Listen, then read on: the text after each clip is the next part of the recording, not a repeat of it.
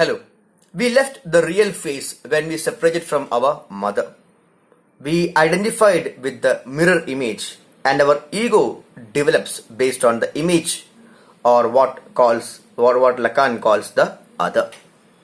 Our needs in the real order changes to demands in the imaginary order. We demand the attention of our caregiver. Our lack or loss, which was created because of the separating from the mother, it forced us to use language, thus propelling us into the symbolic order or the civilization. Just like Freud, Lacan's theories also tend to describe the impact of the patriarchal system in our language and through that our identity. ഫ്രോയിഡിന്റെ കേസിൽ വളരെ strict ആയിട്ടുള്ള അച്ഛൻ ഫ്രോയിഡിന്റെ തിയറികളെ ഒരുപാട് സ്വാധീനിച്ചിട്ടുണ്ട്. അതുകൊണ്ട് തന്നെ ഫ്രോയിഡിന്റെ തിയറിയിൽ ഈ അച്ഛൻ എന്നുള്ള സ്ഥാനം ഭയങ്കര ഇമ്പോർട്ടൻ്റ് ആണ്. അപ്പോൾ ഈ നിയമവ്യവസ്ഥയ്ക്കും അല്ലെങ്കിൽ ആ ഓർഡറിലേക്ക് കൊണ്ടുവരണമെന്നുണ്ടെങ്കിൽ അച്ഛന്റെ പ്രസൻസ് ഇമ്പോർട്ടൻ്റ് ആണ്. അതുപോലെ തന്നെയാണ് ലക്കാന്റെ കേസിലും പെട്രിയാർക്കൽ സിസ്റ്റം അല്ലെങ്കിൽ റോൾ ഓഫ് ദ ഫാദർ എന്നുള്ള ആ കോൺസെപ്റ്റ് വളരെ ഇമ്പോർട്ടൻ്റ് ആണ്. The language according to Lacan is patriarchal or governed by the father. ഇതൊരു റോളാണ്. പച്ചൻ വന്നിട്ട് പ്രത്യേകിച്ച് ഇങ്ങനെ ചെയ്യുന്നുള്ളതല്ല. This has a symbolic meaning. When we enter the symbolic order, we also have to obey the law of the father.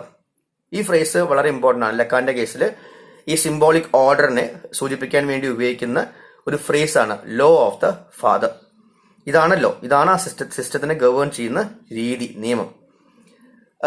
To understand this, think of how our language, how English has had an issue with terms like chairman, postman, mankind. അപ്പോൾ നമ്മളിപ്പോൾ we are trying to be politically correct and we try to change this to chairperson or chair or humankind, but we have had this. അപ്പോൾ ലാംഗ്വേജിലത്തെ വളരെ inherent ആയിട്ടുള്ള ഒരു പ്രശ്നമായിരുന്നു. എന്താണ്, എല്ലാത്തിനും mail reference points ആണ് വരിക എന്നുള്ളതാണ്. Coming back to Lacan, he said the subject or the child has to enter the language and obey the system of rules laid out by the system, which is predominantly patriarchal. The boy and the girl child is induced into the system. But as the boy has a penis and the girl does not, the boy feels closer to the center than the girl. Imagine the use of he as a pronoun. When we use general terms like author, poet, actor, ഇപ്പോൾ abstract ആയിട്ടുള്ള ഒരാളെ അപ്പോൾ നമുക്ക് അറിയില്ല ആളുടെ gender എന്താന്നുള്ളത്. പക്ഷെ നമ്മളപ്പോൾ ജെൻഡർ അറിയാത്ത ആളെ അഭിസംബോധന ചെയ്യാൻ വേണ്ടിയിട്ട് നമ്മൾ എന്ത് ഉപയോഗിക്കും? പ്രൊണൗൺ ഉപയോഗിക്കും. ഹി എന്ന് പറയും. ഷി ആയിക്കൂടെ? പക്ഷെ നമ്മൾ പൊതുവെ ഹി എന്നാണ് ഉപയോഗിക്കുക, ആൺകുട്ടികളും പെൺകുട്ടികളും. അപ്പോൾ അതുകൊണ്ട് എന്താണ്, ആൺകുട്ടികൾക്ക് ഇത് വളരെ എളുപ്പത്തിൽ വരും. കാരണം ഹി എന്ന് പറയുമ്പോൾ ഓക്കെ ഹി. പക്ഷെ പെൺകുട്ടിക്ക് മനസ്സിലുണ്ടാകില്ലേ ഇത് എന്തുകൊണ്ട് ഷീ ആയിക്കൂടാ, ഈ കഥാപാത്രം ഷീ ആയിക്കൂടെ? കാരണം ജെൻഡർ ഡിഫൈൻഡ് അല്ല, നമുക്ക് അറിയില്ല ഇയാൾ ആരാണെന്നുള്ളത്. Why can't it be she, but we take it for granted that it's a he. ഇതൊക്കെ ഓരോരോ this all points to this what Lacan is trying to communicate here. ഒരു ലോ ഓഫ് ദ ഫാദർ ഉണ്ട്. Patriarchal ടേംസിലാണ് ഈ language തന്നെ defined ആയിട്ടുള്ളത്. ഇത് മാറി വരുന്നുണ്ട്. ഇപ്പോൾ several authors they use she when in need of a general pronoun.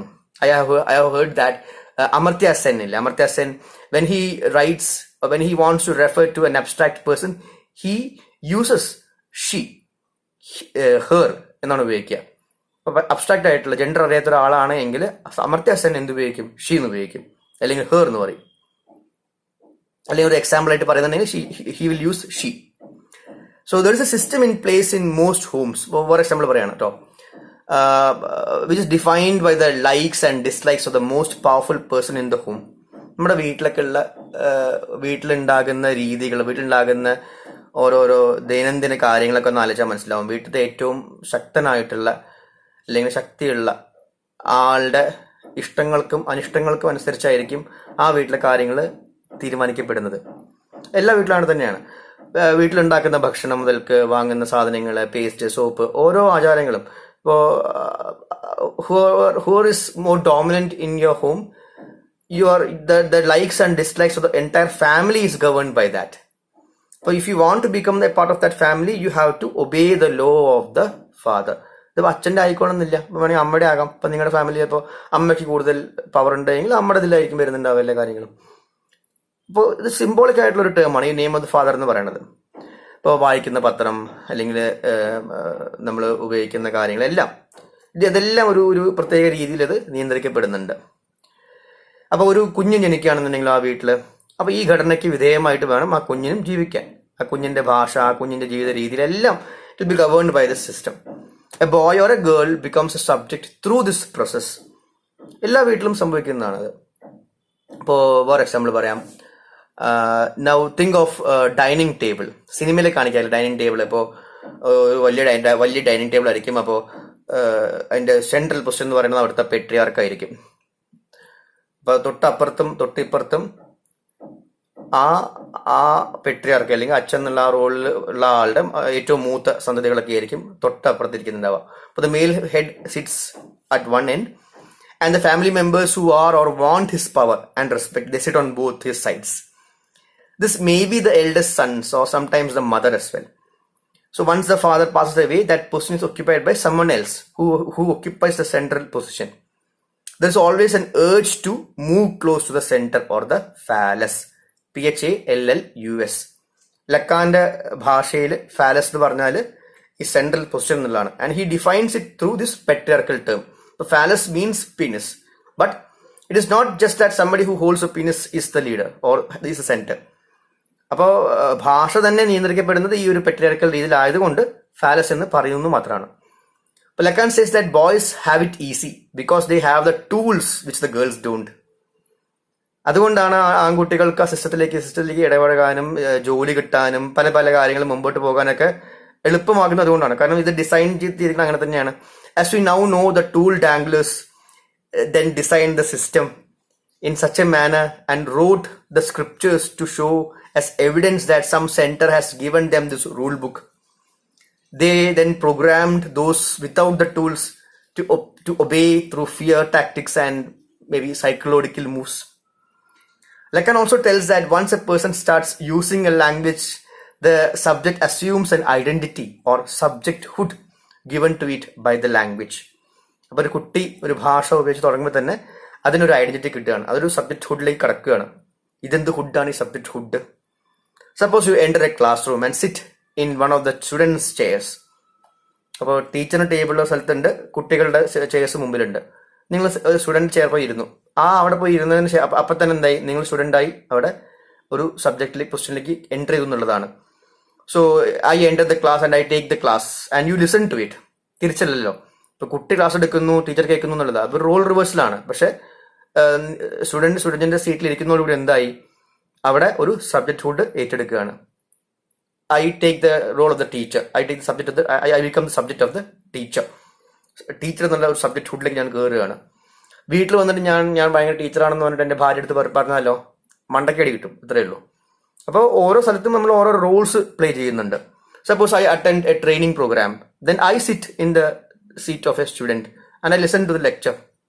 അതാണ്. അപ്പോൾ ഓരോ സമയത്ത് നമ്മൾ എടുക്കുന്ന റോളുകളെയാണ് ഈ സബ്ജക്ട് ഹുഡ് എന്ന് പറയുന്നത്. ദെൻ നിങ്ങൾ കോളേജിൽ ജോയിൻ ചെയ്തു. Suppose you join A college. The moment you take admission, pay the fees, you are A student of the college. അപ്പോൾ നാളെ പ്രിൻസിപ്പളോ അല്ലെങ്കിൽ ടീച്ചേഴ്സോ പറയുകയാണ് all students should pay the fees, all students should do this എന്ന് പറഞ്ഞാൽ it implies U, നിങ്ങളാണ്. അപ്പം നിങ്ങൾ ആ സബ്ജക്ട് ഹുഡിലേക്ക് എത്തിക്കഴിഞ്ഞിരിക്കുന്നു. ഒരുതരം ഇന്റർപെലേഷൻ ആണ്. All students should do this എന്ന് പറഞ്ഞാൽ യെസ് ഞാനാണോ? നിങ്ങളല്ലേ സ്റ്റുഡന്റ്, നിങ്ങൾ ചെയ്തേ പറ്റൂ.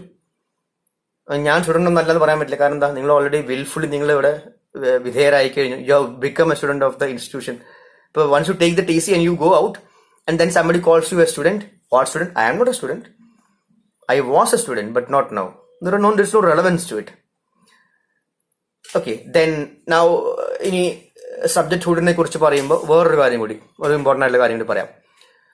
സബ്ജക്ട് ഹുഡ് ഇപ്പോൾ ഭാഷയിലേക്ക് എൻ്റർ ചെയ്യുമ്പോൾ ഒരു സബ്ജക്ട് ഹുഡ് കിട്ടുന്നുണ്ട്, ഒരു ഐഡന്റിറ്റി കിട്ടുന്നുണ്ട് എന്നുള്ളതാണ്. പിന്നെ തിരിച്ചു പോക്കില്ല എന്നും പറയുന്നുണ്ട്. Consider yourself standing in front of a huge building, ഒരു വലിയൊരു ബിൽഡിംഗ്.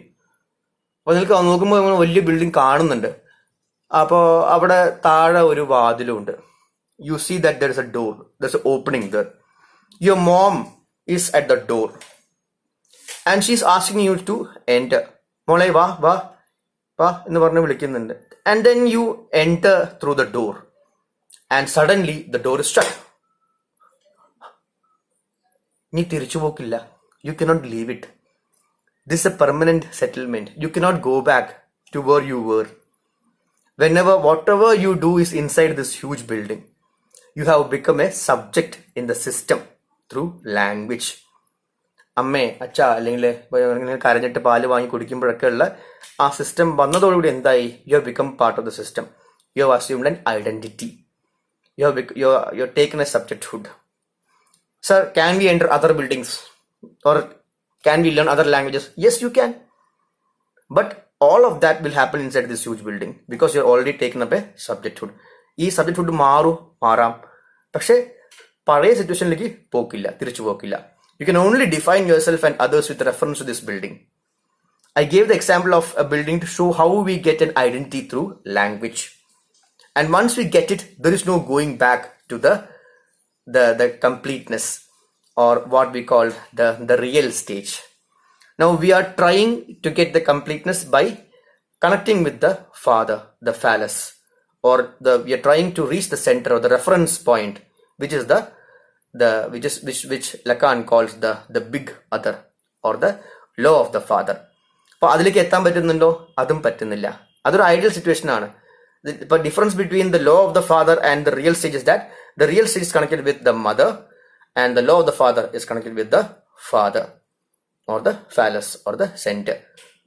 Now ഇവിൽ നിന്ന് വിട്ട് കഴിഞ്ഞു, റിയൽ നിന്ന് വിട്ട് കഴിഞ്ഞു, പക്ഷെ ഇവിടേക്ക് എത്താൻ പറ്റുന്നുണ്ടോ? അത് പറ്റുന്നില്ല. That is the difference between the two stages. Okay, ചിലപ്പോൾ നിങ്ങൾ വായിച്ചേക്കാം ഈ റിയൽ സ്റ്റേജ് എന്ന് പറയുന്നത് സിംബോളിക് കഴിഞ്ഞിട്ട് വരുന്നതാണെന്നുള്ളത്. അങ്ങനെ ചില ബുക്കുകൾ കാണാം. പക്ഷെ കൂടുതൽ റെഫറൻസുകൾ ഇതിനാണ്. റിയൽ എന്ന് പറഞ്ഞാൽ അമ്മയുമായിട്ടുള്ള ആ വിട്ടുപോകാത്ത ആ കണക്ഷനാണ്. അതാണ് വിട്ടുപോകുന്നത്. ശരിക്കും പറഞ്ഞാൽ അവിടെയാണ് ആ റിയൽ സ്റ്റേജ് തുടങ്ങുന്നത്. റിയൽ വിട്ട് കഴിഞ്ഞ് ഇമാജിനറിയിൽ കടക്കുകയാണ്. പിന്നെയുള്ളത് നമ്മുടെ നെയിം ഓഫ് ദ ഫാദർ ആണ്. സോ ദിസ് കൈൻഡ് ഓഫ് സംസ് up the theories of Lacan, which I am familiar with at least. Okay, thank you.